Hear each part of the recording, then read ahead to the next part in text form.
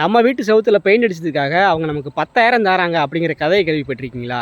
அதான் எனக்கு ஒன்றும் புரியல. நம்ம கிராமத்துலலாம் இந்த மாதிரி ரோட்டோரமாக இருக்க வீடு மேலே ஏதாச்சும் ஜவுளி கடையோட விளம்பரமோ அல்லது ஏதாச்சும் ஒரு விளம்பரத்தை வந்து ஃபுல் பெயிண்ட் அடித்து வச்சுருப்பாங்க. இப்படி பண்ணுறது மூலமாக அந்த ரோட்டோரத்தில் போகிற மக்களெல்லாம் இந்த அட்வர்டைஸ்மெண்ட்டை பார்ப்பாங்க. இது மூலமாக அந்த கம்பெனிக்கு ஒரு இம்ப்ரெஷன் கிரியேட் ஆகும். அது எப்படா ஒருத்தன் செவுத்துல படத்தை வரைஞ்சி வச்சுருக்கான், அதை பார்க்குறது மூலமாக அந்த கம்பெனிக்கு சேல்ஸ் இன்க்ரீஸ் ஆகும் அப்படின்னு கேட்டிங்கன்னா, இப்போ வந்து ஒருத்தன் ஜவுளி எடுக்க போகிறான்னு வச்சுக்கோங்க. அங்கே 10 கடை இருக்குது. அது எந்த கடையில் வாங்கணும்னு அவனுக்கு குழப்பமாக இருக்குது. அப்போ ஆஹா இந்த கடையை நம்ம விளம்பரத்தில் பார்த்தோமே, டிவியில் போட்டாங்க, அங்கே செவுத்தில் வரைஞ்சி வச்சுருந்தாங்க, சரி உள்ளே போயிட்டு பார்ப்போம் அப்படின்னு சொல்லி போவாங்க. ஸோ கடைக்காரங்க மண்டையை கழுவி நிறைய பொருளை வாங்க வச்சுருவாங்க.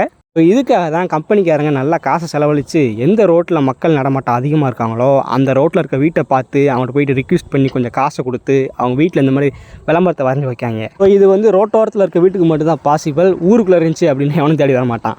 இந்த மாதிரி சுவாரஸ்யமான விஷயங்களை தெரிஞ்சுக்கிறதுக்கு நம்ம இசைக்கு இன்ஃபோ சேனலை சப்ஸ்கிரைப் பண்ணிக்கோங்க.